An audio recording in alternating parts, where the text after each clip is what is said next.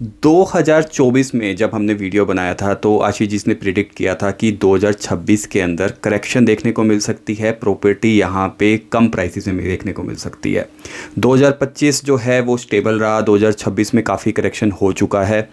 क्या प्रॉपर्टी में और ज़्यादा करेक्शन होने को चांसेस हैं, इन सब बातों के बारे में डिस्कशन करेंगे।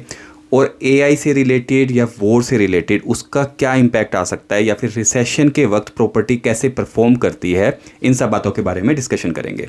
तो आशीष जी, सबसे पहले तो मैं ये पूछना चाहूँगा कि प्रॉपर्टी मार्केट जैसे कि आज की डेट में अनसर्टेनिटी, ग्लोबल इकोनॉमी में काफ़ी ज़्यादा अनरेस्ट देखने को मिल रहा है, हर जगह वॉर देखने को मिल रही है, रिसेशन की भी बातें हो रही हैं, तो उसमें प्रॉपर्टी पे कितना करेक्शन देखने को मिल सकता है? बिल्कुल सही कहा विनय जी। इसको हम तीन चार पार्ट में डिवाइड कर लेंगे।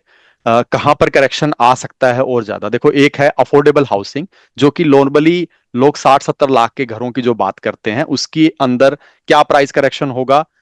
प्रॉपर्टी अगर आप 2 करोड़ तक की लेते हैं तो वहां पर आप कैसा रुझान देख सकते हैं, और वो प्रॉपर्टी जो कि अल्ट्रा रिच लोग बाय करते हैं 4 करोड़ से ऊपर की, तो वहां पर तो मैं कोई इंपैक्ट ज्यादा नहीं देखता हूं। तो ज्यादा होगा इंपैक्ट अफोर्डेबल और जो मिडिल रेंज की, जो मिडिल मिडिल क्लास जो प्रॉपर्टी बाय करता है।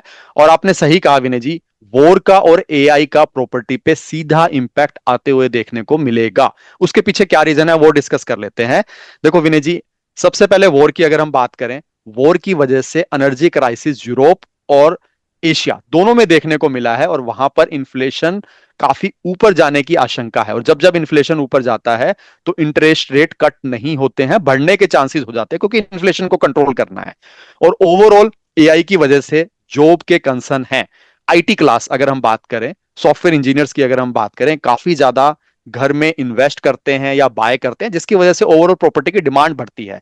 चाहे अगर हम प्लॉट्स की बात करें या फ्लैट्स की बात करें, जो बिल्डर अपने घर बेचते हैं, क्योंकि वहां पर बिल्डर जो घर बेचते हैं उसमें व्हाइट मनी का यूज होता है, और प्लॉट में कहीं ना कहीं लोग उसको होल्ड कर लेते हैं। तो सबसे ज्यादा मुझे लगता है कि अभी भी चांसेस हैं कि यहां पर आपको फ्लैट में थोड़ा और करेक्शन देखने को मिले। कितना देखने को मिलेगा, कब आपको खरीदना चाहिए, वो डिस्कस करेंगे।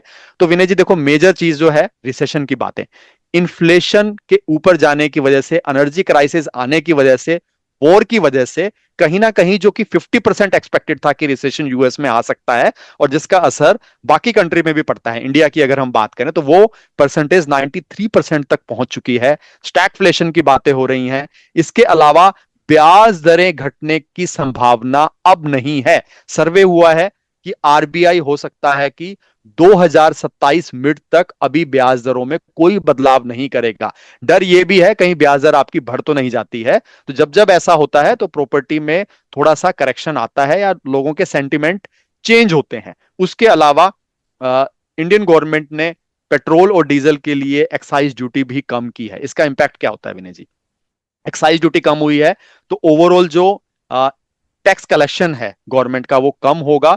इंफ्रा पे स्पेंडिंग कम होगी, जो सीधा सीधा दिखाती है अगर इंफ्रा पे स्पेंडिंग कम होती है, डेवलपमेंट पे स्पेंडिंग कम होती है, तो उस केस में इकोनॉमी में स्लो डाउन आता है। तो ये सारी चीजें इंडिकेट करती हैं। और एआई की तो हमने पहले भी बात की है विनय जी। एआई की वजह से massive job cut, white collar job की जो हम बात बोलते हैं, software engineer, entry level job, customer services या administrative assistance, accounting, legal assistance, इन सब में कहीं ना कहीं जॉब का खतरा बना हुआ है। और ये सबको अगर हम कंबाइन कर लें, 2026 का साल मुझे लगता है कि अभी भी थोड़ा और करेक्शन देखने को मिल सकता है। ये सारे मेजर फैक्टर। और उसके अलावा अगर आप इंडिकेशन भी देखेंगे विनय जी, इस वक्त बायर मार्केट है। सेलर किसी तरीके से प्रॉपर्टी से निकलना चाहता है, जो इन्वेस्टर से वो निकलने के लिए देख रहे हैं। और साथ में बिल्डर्स के द्वारा भी काफी अट्रैक्टिव ऑफर्स भी आ रहे हैं। उस वीडियो में हमने 2024 के एंड में जब वीडियो बनाया था, तब हमने बताया था समय समय पर फेजेस आएंगे। अब वो फेज आ चुका है जहां पर बिल्डर के फ्लैट नहीं बिक रहे हैं। वहां पर अभी ऑफर जो आ रहे हैं वो 1090, 2080 के प्लान सामने आ रहे हैं कि आप 20% अभी दो और 80% आप पोजीशन पे देना, या 30-40-30 के प्लान आ रहे हैं, जो कि एक ट्रैप भी है, जिसको मैं ट्रैप प्लान भी बोलता हूं। ये सारे प्लान की अगर हम बात करें तो कहीं ना कहीं बिल्डर लॉबी को भी लग रहा है, रियल एस्टेट एक्सपर्ट्स को भी लग रहा है कि भैया आगे तो चीजें बिकेंगी नहीं, अभी किसी तरीके से अट्रैक्टिव ऑफर देके अपना माल निकाल दो। और मैं कहूंगा आप इन्वेस्टर हैं तो फंसने की जल्दी ना करें। और यहां पर विनय जी यही सारे रीजन है जिसकी वजह से मुझे अभी भी थोड़ा बहुत करेक्शन और देखने को मिलता है 26 में। तो आशीष जी अब थोड़ा सा बात करते हैं कि जैसे आपने एआई की बात करी या फिर मेनली वाइट कॉलर जॉब जो कि टायर 1 सिटीज़ के अंदर रहते हैं, मेजर सिटीज़ लाइक गुड़गांव हो गया, Delhi, NCR, Bangalore, Mumbai, Hyderabad, these are some tier 1 cities जहाँ पे वाइट कॉलर जॉब जो हैं कहने में काफ़ी ज़्यादा जॉब्स करते हैं, जब वहाँ पे आईटी जॉब्स हैं, आईटी जॉब हैं या फिर इंफ्रा से रिलेटेड जॉब्स हैं। तो वहाँ पे तो काफ़ी ज़्यादा कंस्ट्रक्शन भी हुई है लास्ट के 10 सालों में। तो टायर 1 सिटी में ज़्यादा क्रैश देखने को मिलेगा, या फिर अगर टायर 2 की बात करें, टायर 2 नॉर्मली जहाँ पे गवर्नमेंट जॉब वाले होते हैं या फिर मील्स हैं या फिर थोड़ा कम ज़्यादा होता है, जो कि वाइट कॉलर डिपेंडेंट कम है, जो सिटीज़ हैं। तो उस केस में इन्वेस्टमेंट पर्सपेक्टिव से टायर 1 पे कितना इम्पैक्ट आएगा, टायर 2 में कितना आएगा, और इन्वेस्टमेंट करनी भी है तो टायर 2 में करनी चाहिए या फिर टायर 3 सिटी लाइक विलेजेस या फिर एग्रीकल्चर लैंड में करनी चाहिए? देखो विनय जी, सही क्वेश्चन पूछा, इन सब का मैं आंसर कर देता हूँ।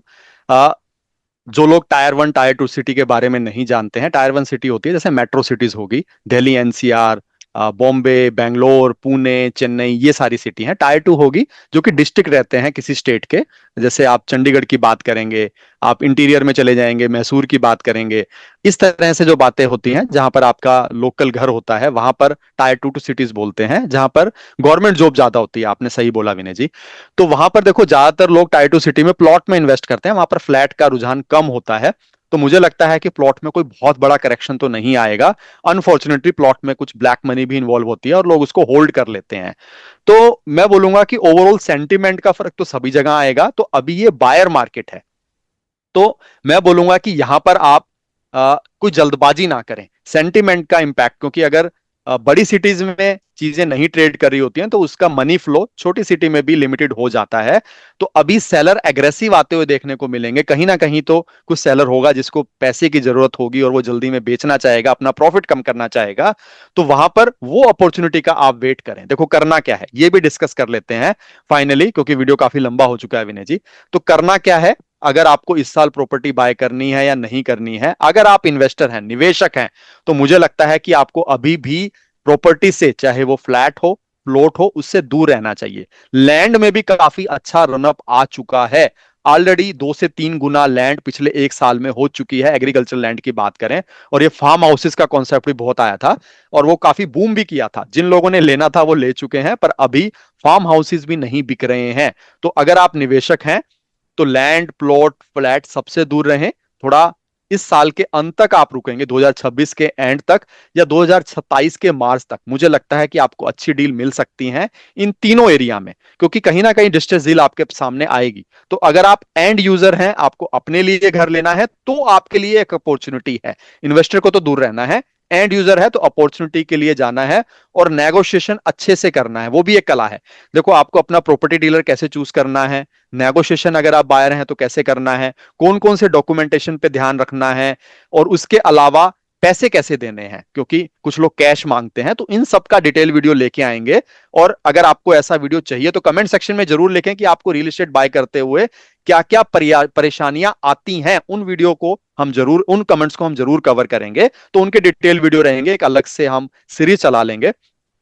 अब क्या है, जल्दबाजी में आपको डिसीजन नहीं करना है, अच्छे प्रोजेक्ट्स को देखना शुरू करें, देखते रहें। और जब भी कोई मेजर इंस्टॉलमेंट का फेज आता है, 30-40-30, जिसको मैं एक ट्रैप प्लान भी बोलता हूं या 20-80 को भी ट्रैप प्लान बोलता हूं, जहां पर लोगों ने थोड़ा पैसा लगा दिया कि बाद में मेरा प्राइस बढ़ जाएगा और उस समय मैं इसको बेच के निकल जाऊंगा।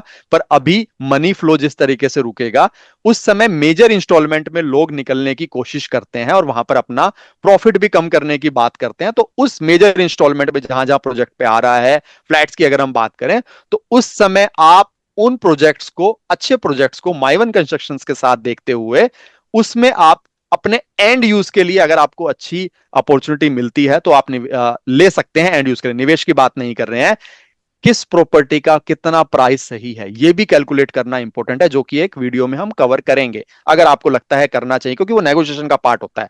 आपको ये पता होना चाहिए कि मैं जो घर खरीद रहा हूं उसका सही मूल्य क्या है, कितना मुझे देना चाहिए, वो नेगोशिएशन का पार्ट रहेगा, उस वीडियो में रहेंगे। फ्लैट, प्लॉट, लैंड की हमने बात कर ही ली है। और मुझे लगता है कि एज ए बायर आपके लिए 2026 अपॉर्चुनिटी रहेगा। यहां से फ्लैट में मैं अभी 10 से 12% का और करेक्शन देखता हूं। प्लॉट कहीं ना कहीं यहां पर कोई बहुत ज्यादा करेक्ट नहीं होंगे, और लैंड मुझे लगता है कि 2026 के एंड में आपको अपॉर्चुनिटी देगा फिर से। और लैंड में अगर है तो आप होल्ड करके चलें, जल्दबाजी में बेचे ना। और फ्लैट है तो मैं बोलूंगा कि निकल जाएं। आपको एज ए सेलर नेगोशिएट अच्छे से कर सकते हैं और आपका प्राइस मिल जाता है तो बेचने की सोचे, खरीदने की एज ए इन्वेस्टर मत सोचें।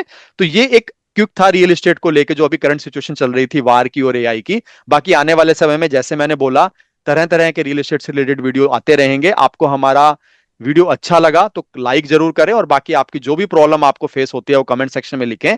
आज का वीडियो हम यहीं खत्म करते हैं। आपका दिन शुभ रहे। थैंक यू, धन्यवाद।